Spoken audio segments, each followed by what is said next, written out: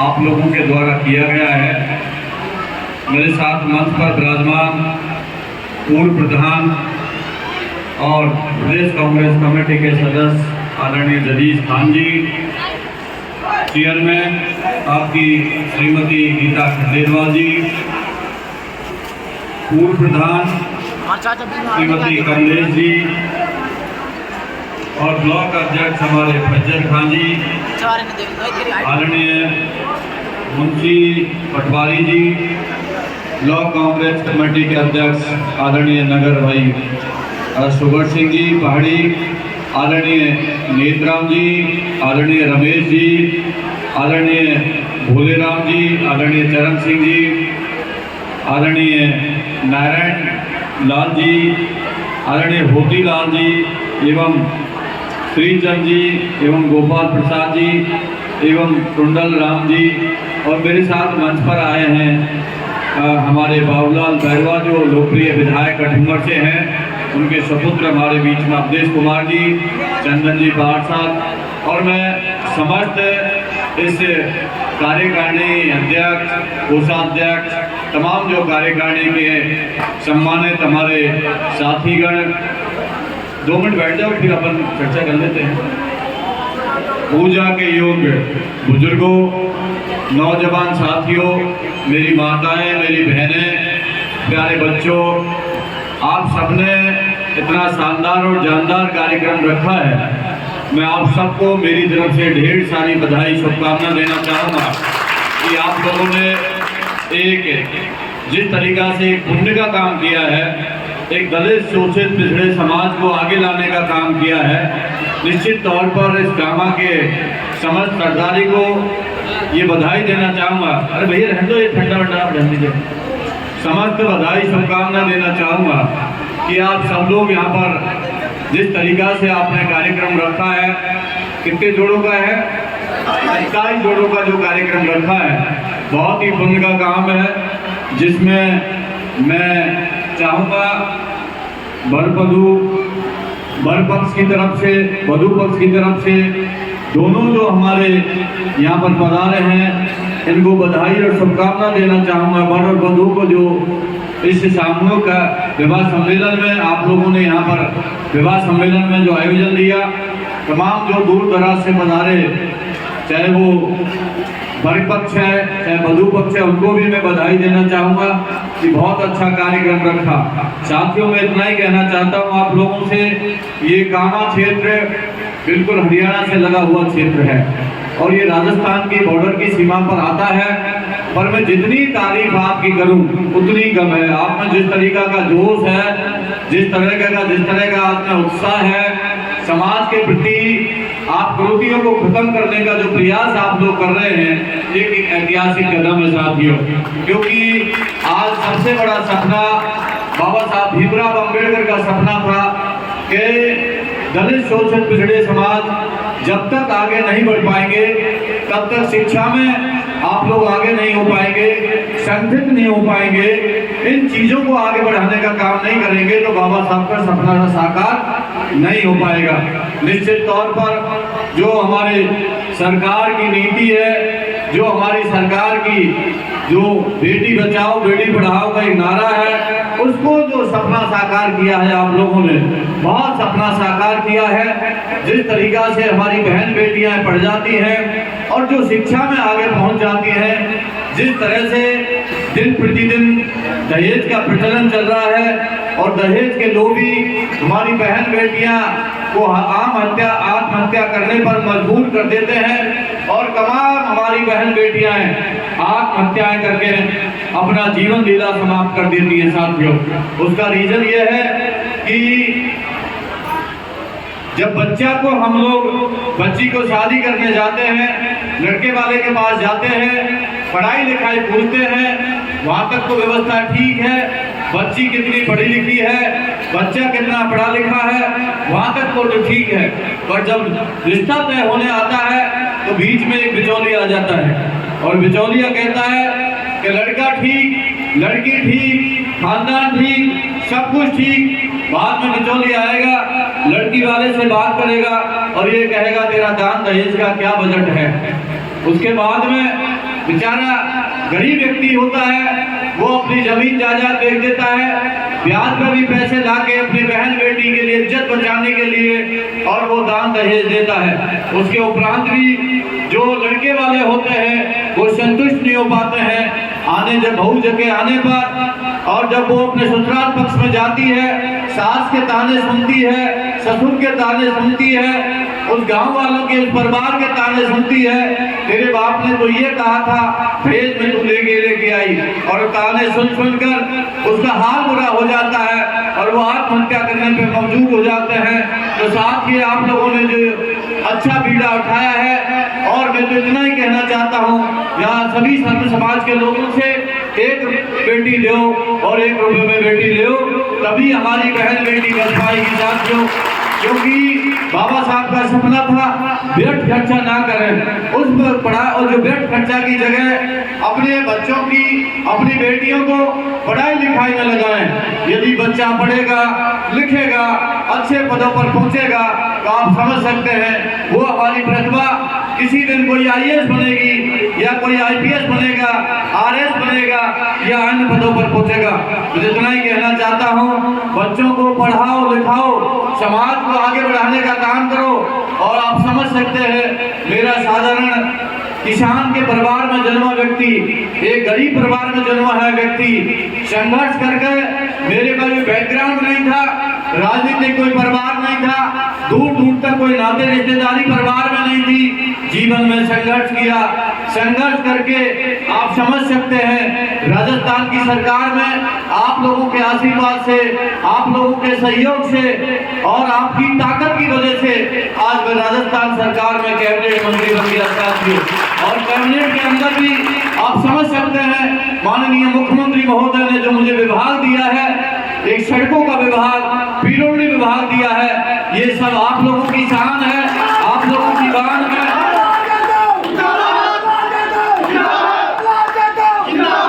ये आप लोगों का सम्मान है। मैं कोई अकेला विधायक नहीं हूँ, अकेला मंत्री नहीं हूँ। आप तमाम जो छोटे से लेके बड़े तक बैठे हैं, आप सब विधायक हैं, सब मंत्री हैं। इस रामा क्षेत्र का बच्चा बच्चा मंत्री है, बच्चा बच्चा विधायक है, और मैं तो अपने आप को कभी मंत्री समझा ही नहीं।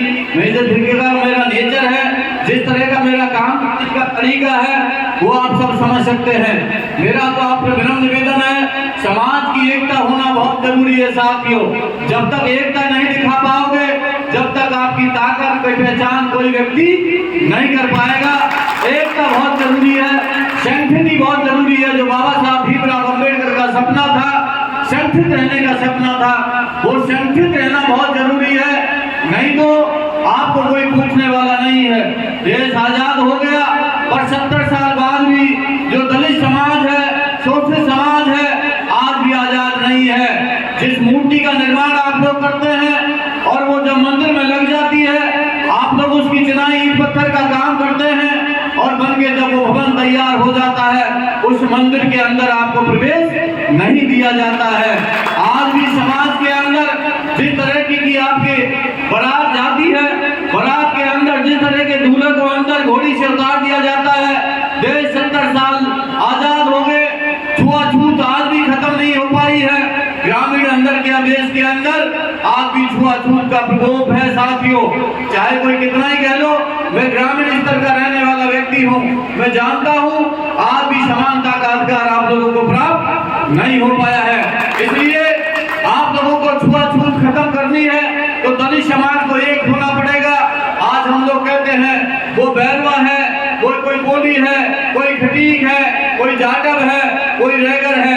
साथियों, अपने अंदर ही एकता नहीं है तो दूसरे समाज उस चीज का फायदा क्यों नहीं उठा पाएंगे। आप लोग एक रहिए और ये कहिए कम से कम कास्ट के व्यक्ति हैं। जब कोई फॉर्म भरता है, मैं विधायक हूँ, राजस्थान सरकार में मंत्री हूँ, मेरे फॉर्म के आगे कोई जाटव सीट रिजर्व नहीं है, वो शेड्यूल कास्ट के नाम से रिजर्व है। कोई सरपंच बनता है, वो भी कोई जाति विशेष के नाम से रिजर्व नहीं है, वो भी शेड्यूल कास्ट के नाम से रिजर्व है। मेरा तो आपसे विनम्र निवेदन है, संगठित रहकर ही बाबा साहब भीमराव अम्बेडकर के सपने को साकार कर सकते हैं। उन्होंने कहा था, ये मेरे अनुयायियों, मैं रहूं या ना रहूं, कम से कम मेरे कारवां को आप लोग आगे नहीं ले तो पीछे ले जाने का काम मत करना साथियों। राजस्थान की सरकार ने जो आपका सपना था, बाबा साहब भीमराव अंबेडकर का सपना था, गरीब का बच्चा भी अब इंग्लिश मीडियम स्कूल में पढ़ सकता है। आज पैसे वाले का बच्चा, आपका समझ सकते हैं, उद्योगपति का बच्चा इंग्लिश मीडियम स्कूल में पढ़ सकता था।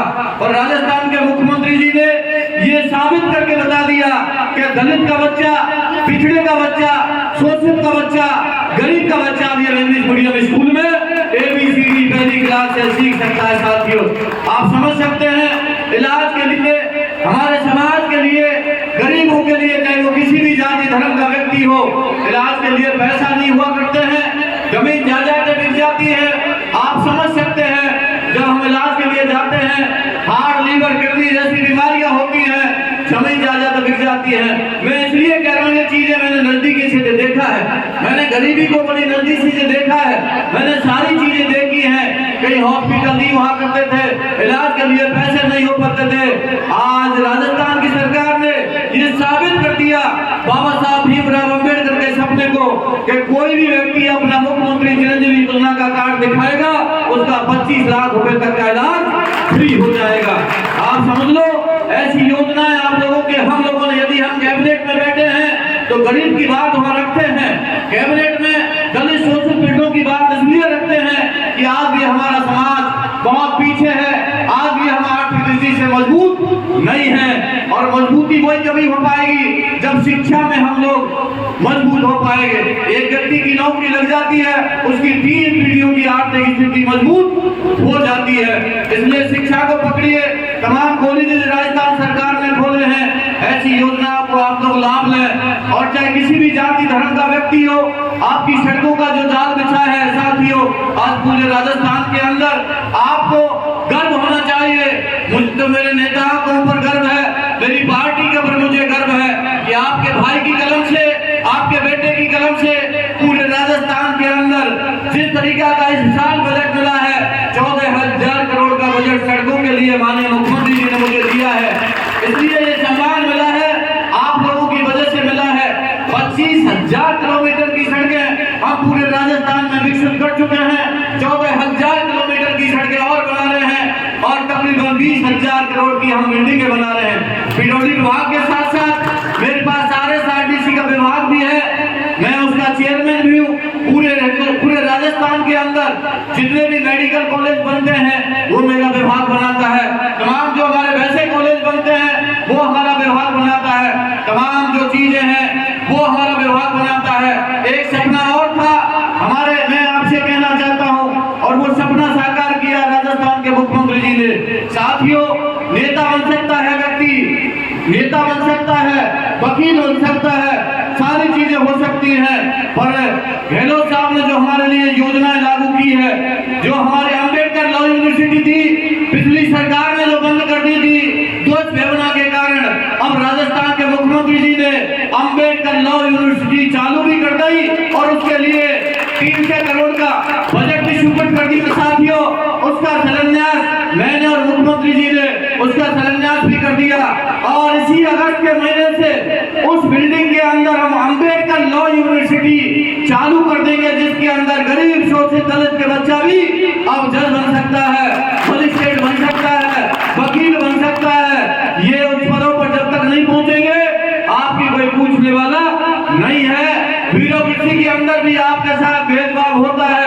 अब टीचरों में चले जाओ, वहां पर भी भेदभाव होता है, अन्य विभागों में भी चले जाओ, वहां भी आपके साथ समानता का अधिकार नहीं होता है। साथियों, पढ़ाई लिखाई के साथ साथ आपकी तीसरी चौथा स्तंभ आपको पत्रकारिता है। साथियों, पत्रकार बनना भी आपके लिए बहुत जरूरी है। यदि पत्रकार नहीं बनाओगे तो आपकी बात को कोई प्रिंट मीडिया हो चाहे इलेक्ट्रॉनिक मीडिया हो, आपकी बात को वो ऊपर तक नहीं पहुंचा पाएगा। साथियों, इन नौजवान साथियों से कहना चाहूंगा, तो तमाम ट्विटर और सोशल मीडिया और व्हाट्सएप ग्रुप चलता, फेसबुक चलाते हैं। साथियों, अपने समाज की बात गर्व से आप ट्विटर पर रखिए, गर्व से आप फेसबुक पर रखिए, अपने व्यक्ति को मजबूत करिए। ये सपना अब साकार किया है राजस्थान के मुख्यमंत्री जी ने।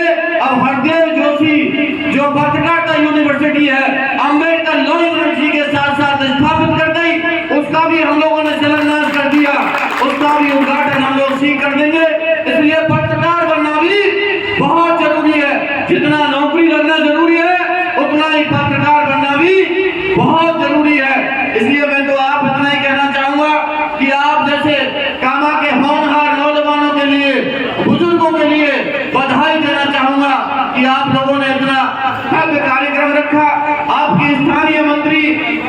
श्रीमती जाहिदा खान जी आज आपके बीच में नहीं है, उनके साथ में आपके हम उनके पति हैं हमारे श्री जलीस खान जी जो पूर्व प्रधान रहे हैं। आपकी चर्चा मैं उनसे समय समय पर करता रहता हूँ। यदि आपकी कोई शिकायत है, कोई गिले शिकवे है तो मुझे बता देना, वो गिले शिकवे मैं आपके दूर कर दूंगा साथियों। और साथियों, जो हमारे नौजवान साथियों पर 2 अप्रैल के बाद जो मुकदमे लगे थे, जिस तरह का आंदोलन किया था साथियों, वो 2 अप्रैल के मुकदमे मैं आपके 1 से 1.5 महीने में वापस करा दूंगा। आपके बीच में कह के जा रहा हूँ साथियों, मैं इतना ही कहना चाहता हूँ, यदि कोई चीज है व्यक्तिगत मेरे से आके मिलिए, आपकी कोई नाराजगी है व्यक्तिगत मेरे से आके मिलिए। आप लोगों की समस्या, आपके लिए समाधान, आपके भाई के, आपके बेटे के दरवाजे हमेशा खुले रहते हैं। मैं हमेशा कहता हूँ, आपकी विधायक है, आपके जाहिदा खान जी है, उनसे भी मेरी चर्चा होती रहती है, चाहे वो सामुदायिक भवन की जरूरत हो, चाहे ग्रामीणों में सड़कों की बात हो, आप मुझे बना के दे देना, उतनी राशि में माननीय विधायक जी से स्वीकृत करा दूंगा। पर बताओगे नहीं तो भैया मुझे भी पता नहीं चलेगा, और उसके बाद जब बताओगे तब तक सारा काम हो चुका होगा। इसलिए समय है, समय रहते मुझे बता देना।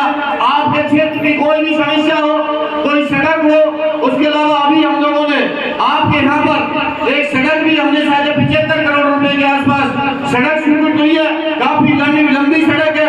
उसके उपरांत भी कोई सड़क का आपका काम है तो बता देना, और निडर होकर बता देना, वो काम भी हम लोग आपका करा देंगे। पर मेरी आपसे विनम्र निवेदन है, हाथ जोड़ के, एक बेटा होने के नाते, एक भाई होने के नाते, एक जनप्रतिनिधि होने के नाते, जो मुझे आपने ताकत दी है, जो मुझे आपने सम्मान दिया है, वो सम्मान बरकरार रहना चाहिए। हो सकता है मैं आपसे नहीं मिल पाऊं कई बार, और मैं आपसे नहीं मिल पाऊं, आप मेरे से नहीं मिल पाए, ये चीजें जिंदगी भर चलती रहेंगी। पर अपने आप को मजबूत रखना है, अपने आदमियों को मजबूत रखना है, एक जगह रहना है। एक जगह रहोगे तो पहचान होगी, बंद मुट्ठी होती है उसकी पहचान एक होती है, और एक उंगली होती है उसकी पहचान कोई नहीं होती। बंद मुट्ठी होगी तो दुनिया सलाम करेगी, और एक उंगली होगी तो कोई सलाम नहीं करेगा। इसलिए संगठित रहना भी हमारा उतना ही जरूरी है जो बाबा साहब की विचारधारा थी कि संगठित रहो, शिक्षित बनो, संघर्ष करो। संघर्षशील में आपका कोई कमी नहीं है साथियों।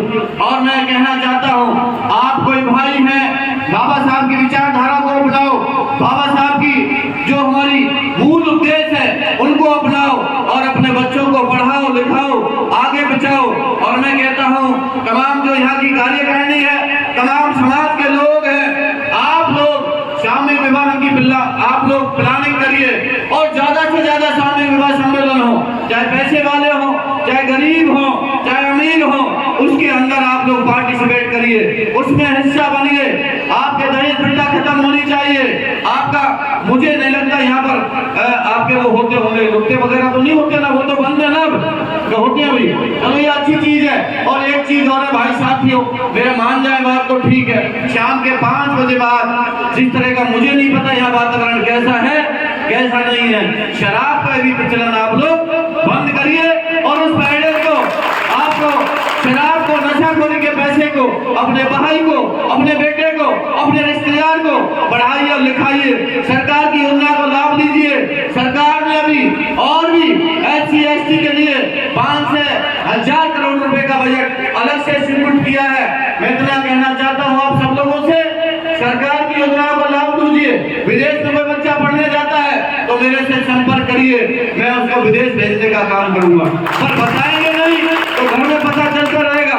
सरकार विदेश में भेज रही है बच्चों को पढ़ाने लिखाने के लिए, इसलिए बच्चों को विदेश भी भेजिए, यहाँ भी पढ़ाइए। और यदि कोई समस्या है, उसके उपरांत कोई बच्चा कोचिंग करना चाहता है और वो गरीब परिवार से है और वो कहता है मैं असमर्थ हूँ, उसे मुझे बता देना, उसको हम राजस्थान में, जहाँ भी जयपुर में फ्री कोचिंग करने का काम आपका भाई करेगा। बस बता देना कहाँ उसको कोचिंग करानी है, कहाँ पढ़ाना है, कहाँ लिखाना है। पर पढ़ना जो जरूरी है आज के जमाने में, नहीं तो कोई नहीं पीछेगा। जमीन जायदाद आपके पास है नहीं, और इसके अलावा व्यापार आपके पास है नहीं। इसलिए एक ही चीज है जो ताले की चाबी है, वो है शिक्षा। शिक्षा वही ताले की चाबी है जिनसे आप लोग अपने परिवार को आगे बढ़ा सकते हैं, अपने परिवार को आगे बढ़ाने के साथ साथ और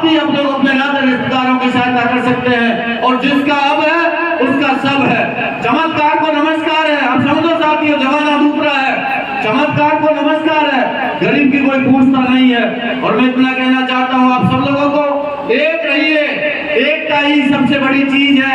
इन नौजवानों से भी कहना चाहूंगा, इनके अंदर बड़ा जोश है, इनके अंदर बड़ा उत्साह है, उत्साह और जोश को बनाए रखना है और हमको एकता दिखानी है। कोई भी चीज हो, आपके दुख में, सुख में, हारी में, बीमारी में, आप बता देना, किसी तरह का कोई काम हो, आपका बेटा, आपका भाई निदान करेगा। मेरा आपसे विनम्र निवेदन है, आने वाला चुनाव 2023 का चुनाव आ रहा है साथियों, किसी तरह की कोई परेशानी हो, एक दिन मीटिंग करेंगे, एक हम कार्यक्रम करने जा रहे हैं, उसमें एक बड़ा कार्यक्रम करेंगे, उसमें हम सब लोगों को, आप लोगों को भी आमंत्रित करेंगे, क्योंकि हमारी एकता और एकता रहना बहुत जरूरी है। क्योंकि आज के जमाने के अंदर जिस तरीका का जाति धर्म का, जिस तरह से भेदभाव, जिस तरह से राजनीतियां जाति धर्म के ऊपर चल गई है, ये फलानी जाति का व्यक्ति है, ये ढेंगी जाति का व्यक्ति है, ये फलाने धर्म का व्यक्ति है, वो फलाने धर्म का व्यक्ति है, इतना ही देखना है कौन हमारा हितैषी है, कौन हमारा दुश्मन है। दुश्मन को पहले मारना है, क्योंकि जिस तरीका से हमारे संविधान पर बाबा साहब भीमराव अम्बेडकर के संविधान को, ढांचे को जिस तरह से गिराया जा रहा है, उसकी मूल भावना को ठेस पहुंचाई जा रही है। और साथियों, अब डर लगता है नौजवानों को देख के, ये डर लगता है आने वाले टाइम के अंदर कहीं ऐसा ना हो जाए कि हमारे आरक्षण को खत्म कर दिया जाए। जिस तरह की भावना चल रही है, जिस तरह का देश में षड्यंत्र चल रहा है, पर चिंता मत करो, हम सब लोगों को मिलकर लड़ाई लड़नी पड़ेगी और आरक्षण को हम लोग खत्म नहीं होने देंगे।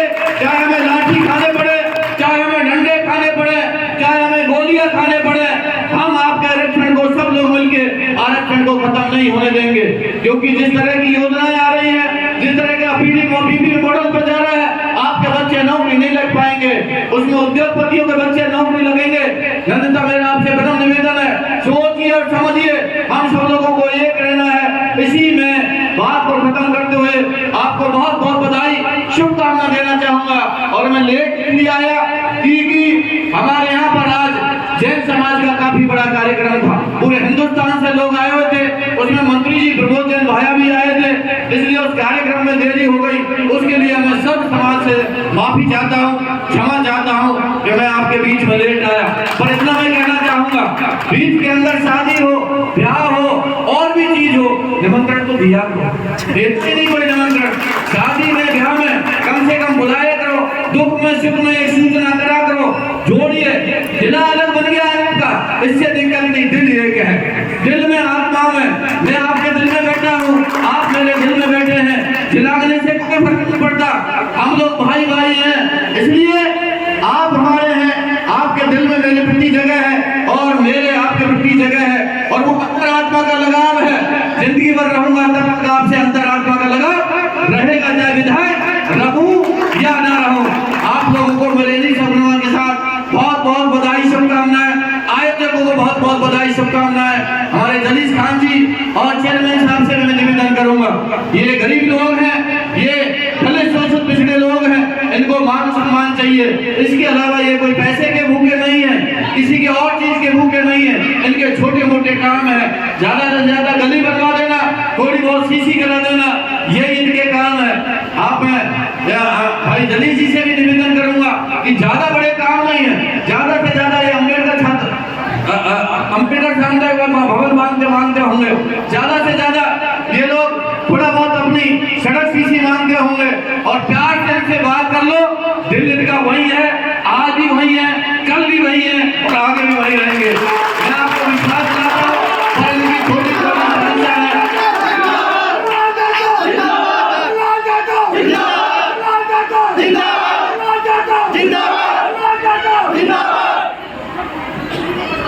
चलो, मंत्री जी ने कराया है हॉल मिला, आपका धन्यवाद और शुभकामना उसके लिए। पर इनके लिए हॉल तो है ही है, उसके साथ बहुत सारी, ये तो शहर है, शहर में साधन संपन्न लोग रहते हैं, पर ग्रामीण इलाके में जाते हैं तो बहुत ज्यादा समस्या है। ग्रामीण इलाके के अंदर बहुत बड़ी समस्या है, इसलिए ग्रामीण इलाके के अंदर भी मैं मंत्री जी से भी निवेदन करूंगा कि उनसे जो आपकी समस्या है वो मुझे बता देना, सारी समस्या सबको करा दूंगा। कोई की सड़क जुड़वानी हो तो हमें बता देना, आप मुझे दे देना, मैं आपके सड़क का भी काम करा दूंगा। ढेर सारी बधाई शुभकामनाएं। काम किसी के कम होंगे, किसी के ज्यादा होंगे, गिले सट्टे होते रहेंगे और आगे भी काम होते रहेंगे। कामा क्षेत्र बहुत मजबूत क्षेत्र है, 36 बिरादरी के लोग मिलकर रहते हैं, परंतु कुछ यहाँ पर आपके जिस तरह की यहाँ पर के माहौल को खराब करने की कोशिश की जाती है, हम लोग इस माहौल को खराब नहीं होने देंगे और हम सब लोग एक रहेंगे। पुनः आपको ढेर सारी बधाई शुभकामनाएं और जो वर वधू आए हैं उनको मेरी तरफ से बहुत बहुत शुभकामनाएं। जय भीम, जय भारत। और इस सामने विवाह सम्मेलन के लिए तमाम हमारी नौजवान कमेटी के लिए मैं अपनी तरफ से 51,000 रुपए की घोषणा करता हूँ। इस सामूहिक विवाह सम्मेलन के अंदर मैं 51,000 रुपए अपनी तरफ से इस कमेटी को दूंगा, क्योंकि आप लोग पहले बताते प्लानिंग करा करो, आप कितना ही कर लो, पैसे की कमी आपको नहीं आने देंगी, पर प्लानिंग करिए। कोई कमी नहीं है पैसे की, पर प्लानिंग करिए। जब तक प्लानिंग नहीं करेंगे तो कई बार कार्यक्रम अधूरे रह जाते हैं। आप विचार समझ करिए, धन की कोई कमी नहीं है, और भी चाहोगे तो और आपको राशि हम लोग दे देंगे, पर प्लानिंग करिए। अच्छा कार्यक्रम ये कार्य किया है आप लोगों ने। मैं पहली बार नहीं आया, मैं तीसरी बार आया हूँ यहाँ पर कामा के अंदर, तीसरी बार मेरा आना हुआ है। पुनः आप सबको मेरी तरफ से ढेर सारी बधाई शुभकामनाएं। हमारी बैठिए पूर्व प्रधान कमलेश जी कितनी प्रताड़ित रही है, कितना इनको प्रताड़ित किया गया था आप सब लोगों ने देखा है। हम लोगों ने काफी कोशिश करी, सरकार हमारी नहीं थी, उसके बावजूद इनके साथ जो अत्याचार हुआ है वो घिनौना अत्याचार था। मैं इन्हीं शब्दों के साथ भाई कमलेश जी का भी बहुत बहुत धन्यवाद। बहुत ही ये मजबूत लेडीज हैं, बड़ी दबंग लेडीज हैं, अपनी बात रखती हैं। आपको पुनः ढेर सारी बधाई शुभकामनाएं। जय भीम, जय भारत, नमस्कार।